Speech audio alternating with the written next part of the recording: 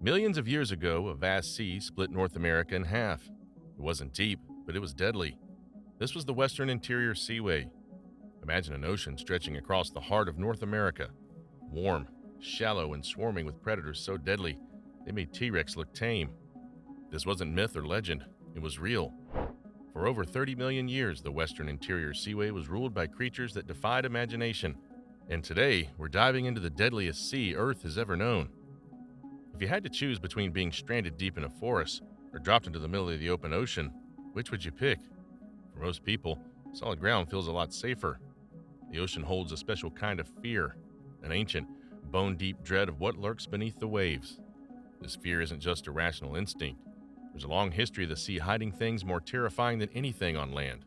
And if there's one time and place where that fear was more than justified, it was during the Late Cretaceous, in a body of water called the Western Interior Seaway. A shallow inland sea that once split North America in two, this place wasn't just dangerous, it was a nightmare made real. Some call it Hell's Aquarium, and for good reason. Stretching from the Gulf of Mexico all the way up to the Arctic, the Western Interior Seaway was enormous. At its peak, it spanned over 2,000 miles, 3,200 kilometers north to south, and up to 600 miles, 970 kilometers wide in places. But what made it even more surprising was how shallow it was. The average depth was only around 150 feet, 50 meters, though some parts may have reached 3,000 feet, 900 meters. Despite its size, it wasn't a deep, open abyss.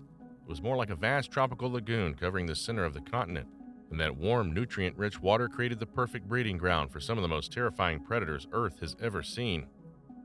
This seaway first appeared in the early Cretaceous period, roughly 100 million years ago, and it lasted until the very end of the era, about 66 million years ago. For over 30 million years, it was home to a revolving cast of marine monsters. But the worst of the worst, the peak of predator diversity and terror, came during the Campanian Age, between 83 and 72 million years ago. During this time, nearly every level of the food chain in this ocean was occupied by something fast, armored, venomous, sharp-toothed, or just downright enormous. Let's start with the undisputed kings of this domain, the mosasaurs. These enormous marine reptiles ruled the Western Interior Seaway. Imagine a Komodo dragon stretched out, streamlined, and given flippers, a tail like a shark, and an appetite to match its size. Mosasaurs came in all shapes and sizes, with over a dozen species living in the seaway at the same time. Some were small as 6.5 feet, 2 meters. Others could grow longer than 50 feet, 15 meters. While some were agile fish hunters, others were monstrous ambush predators capable of taking down anything they encountered. One of the most common was Cladastes, a relatively slim and speedy mosasaur about 20 feet, 6.2 meters long. Its body was narrow and flexible, allowing it to twist and turn through shallow waters with ease. Though it didn't pose a serious threat to large animals, Cladastes was a skilled predator of fish and small marine creatures, using its smooth teeth to grasp and swallow prey. Interestingly, some fossils suggest it may have ventured into freshwater, giving it access to rivers and deltas. Bad news if you were hoping to escape it inland. A step up in size was Plesiosaurs, growing up to 24 feet, 7 meters, and weighing nearly a ton. Despite its more intimidating bulk, it wasn't the terror you might expect. Its teeth were surprisingly fragile, indicating a diet of soft-bodied prey like squid or smaller fish. It likely lived in deeper water, where it could glide gracefully, picking off prey that couldn't fight back. But while Plesiosaurs was more of a specialist, the real monster was just around the corner. Enter Thalassophobia. Bigger, stronger, and more aggressive than its cousins, this beast could reach lengths between 39 and 52 feet, 12 to 15.8 meters, about the size of a humpback whale. Unlike Plesiosaurs, its teeth were designed for war. Large, thick, recurved, and finely serrated, perfect for gripping and tearing into flesh. Fossils show it regularly preyed on fish, birds, turtles, plesiosaurs, sharks, and even other mosasaurs. It also had a unique weapon, its snout. Unlike most mosasaurs, Tylosaurus had no teeth in the front of its upper jaw. Instead, its snout ended in a bony knob reinforced with structures designed to absorb shock. This wasn't just for show. It acted like a battering ram. In fact, paleontologists have found evidence of Tylosaurus using it to attack rivals or prey, including one specimen that shattered another mosasaur's skull. But even Tylosaurus didn't hold the title of biggest. That went to Mosasaurus, the genus that gave the group its name. Some individuals reached over 56 feet, 17.1 meters long, and weighed more than 10 tons. What made Mosasaurus especially terrifying was its bite. It had a massive skull, giving it room for a mouthful of serrated teeth with cutting edges that sliced like steak knives. Each tooth was ridged for extra grip, and its bite force may have reached between 13,000 and 16,000 psi, more than 4 times that of a modern saltwater crocodile. With its speed, power, and arsenal of teeth, Mosasaurus was a true super predator, perfectly adapted to bring down almost anything that swam in its path. And yet, despite all this mosasaur dominance, they weren't the only monsters lurking in the seaway. One of their biggest rivals didn't come from the sea, it came from the shore. Meet Deinosuchus, a prehistoric crocodilian whose name literally means terrible crocodile. This animal prowled the coastal shallows and estuaries on both sides of the seaway. In the western regions, individuals were rarer but far larger, growing up to 39 feet, 12 meters, and weighing an estimated 8.5 tons. Heavily armored with thick, bony plates called osteoderms, Deinosuchus looked like a modern croc on steroids. Its bite, powered by huge jaw muscles and a broad skull, may have exceeded 100,000 newtons, more than enough to crush a car. What did it eat? Just about anything. Fossil evidence shows it fed on marine turtles, large fish, and even land dinosaurs that got too close to the water's edge. Its robust teeth weren't made for slicing.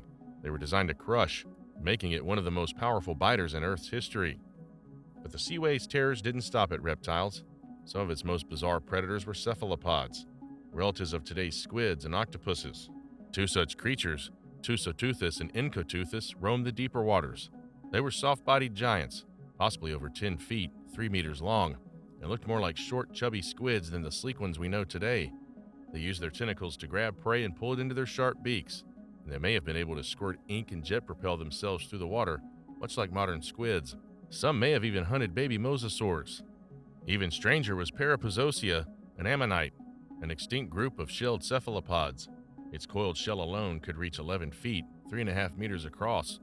Fully grown, it may have stretched 60 feet, 18 meters long, and weighed more than 1.5 tons. It's the largest cephalopod known to science, even bigger than the modern giant squid. While it's unclear whether it was a hunter or a gentle giant, it's possible it fed on small fish and slow-moving creatures near the surface. And unlike today's deep-sea cephalopods, it lived in well-lit upper layers of the ocean, making it an easy and terrifying find. While mosasaurs and cephalopods dominated many parts of the seaway, sharks were far from absent, and some of them were monstrous in their own right. The largest among them was Tychodus, a shark roughly the size of a whale shark. But despite its immense size, it wasn't a bloodthirsty killer. Instead, it had an unusual diet, specialized in crushing shelled prey like clams, mollusks, and crustaceans. Its mouth was filled with flat, plate-like teeth, sometimes numbering over 500, designed to grind hard materials rather than tear flesh. Some of these teeth were longer than a ruler. It may not have been terrifying in a traditional sense, but it still speaks to the diversity and weirdness of life in this ancient ocean. But if you're looking for a more classically terrifying shark, then look no further than Crocodile, better known as the Ginsu shark. This predator closely resembled a great white shark, even though they weren't closely related, a striking example of convergent evolution. Crocodile could reach lengths of 26 feet, 8 meters, and weigh over 5 tons. It wasn't just large, it was fast. It was covered in specially arranged scales that reduced drag, and had a high-performance tail fin designed for speed. Models suggest it could swim up to 43 miles an hour, 70 kilometers per hour, allowing it to launch devastating surprise attacks. Its jaws were lined with huge, razor-sharp teeth, thicker than those of modern great whites, and coated in heavy enamel to withstand the impact of high-speed collisions. And its diet? Pretty much everything. Fossil evidence show it fed on mosasaurs, plesiosaurs, large fish, and even the occasional dinosaur carcass that had drifted out to sea. Bones with deep, violent bite marks have been found scattered across North America. While some of these attacks were likely scavenging events, the force and precision of the bites suggest Crocodile was more than capable of active hunting. And it wasn't alone. Another shark, Squalocorax, nicknamed the crow shark, may have been smaller, between 6 and 16 feet, 1.8 to 4.8 meters long, but it was just as opportunistic. It looked and behaved much like modern tiger shark, with curved, serrated teeth perfect for sawing through flesh and bone. It thrived along the coastlines and may have supplemented its diet by scavenging. What's remarkable is that Squalocorax has been found with bones from flying reptiles, pteranodon, inside its stomach. That means it either ambushed these creatures as they dove for fish, or fed on their remains after they hit the water. It also fed on marine fish and may have been one of the most common predators in the seaway. Among the countless fish species that swam these waters One stands out for its sheer size and monstrous appearance: Xiphictinus, sometimes called the X-fish. This enormous bony fish grew up to 20 feet, 6 meters long, and had one of the most fearsome jaws of any non-shark fish. His head was wide and sloped back, giving it a predatory look that matched its behavior. Xiphictinus had a flexible jaw capable of opening wide enough to swallow prey almost half its own size whole. In fact, one of the most famous fossils of Xiphictinus shows it with an entire 6-foot, 1.9 meter fish inside its stomach, an animal it had swallowed just before dying, possibly because the meal was too large. Its teeth were sharp and narrow, perfect for gripping and cutting, and it likely acted as both a predator and scavenger. If you were swimming in the seaway and Xiphictinus appeared, it wouldn't hesitate to lunge at anything remotely smaller than itself. And then there were the Plesiosaurs. These long-necked marine reptiles looked like something out of legend, with wide bodies, short tails, and 4 strong flippers. Their most famous feature was their neck, which in some species could be longer than the rest of their body combined. Thalassophobia and Albertonectus were 2 of the largest plesiosaurs in the Western Interior Seaway, each growing up to 38 feet, 11.6 meters in length. Thalassophobia holds the record for most neck vertebrae of any known animal. Despite their daunting appearance, plesiosaurs weren't apex predators. Their narrow jaws and teeth were built for snatching small, slippery prey like fish and squid. Paleontologists believe their long necks allowed them to sneak up on prey by keeping their massive bodies out of sight, almost like a lure. Once close enough, their jaws would snap shut, their backward curving teeth trapping the prey like a cage. Some species may have also hunted mollusks, clams, or soft-bodied invertebrates along the seafloor. Although they weren't the scariest hunters in the seaway, they were incredibly successful, something proven by their wide range and species diversity. So what happened to this prehistoric nightmare? Where did all these monsters go? The Western Interior Seaway didn't vanish overnight. For millions of years, tectonic forces caused it to gradually sink and retreat. Climate changes altered water temperatures and sea levels. Some of the animals evolved into new forms, while others declined as their ecosystems collapsed. But the real cataclysm came 66 million years ago. A massive asteroid slammed into what is now the Yucatan Peninsula, releasing energy on a scale the planet had never seen. The impact caused wildfires, climate disruption, acid rain, and massive tsunamis. And because the seaway was relatively close to ground zero, it was one of the hardest hit marine environments. Evidence of this can be seen in fossilized fish with iridium, a rare element linked to asteroids, embedded in their gills. This was the end not just for the dinosaurs on land, but for the great sea monsters as well. And yet, the story doesn't fully end there. Long after the Western Interior Seaway dried up and disappeared, its legacy lived on in fossils, in modern marine animals, and even in the echoes of our own imagination. It's no coincidence that our most terrifying sea myths, sea serpents, krakens, giant beasts beneath the waves, feel strangely familiar. They echo a time when these horrors weren't fantasy, but fact. So the next time you stand at the edge of the ocean and feel that twinge of unease, remember, not so long ago, our world really was ruled by monsters. And for over 30 million years, the heart of North America was their hunting ground. If you enjoyed this dive into Earth's forgotten oceans and the monsters that once ruled them, give this video a like, and don't forget to subscribe for more prehistoric deep dives. There's a whole world of lost creatures still waiting to be uncovered. See you in the next one.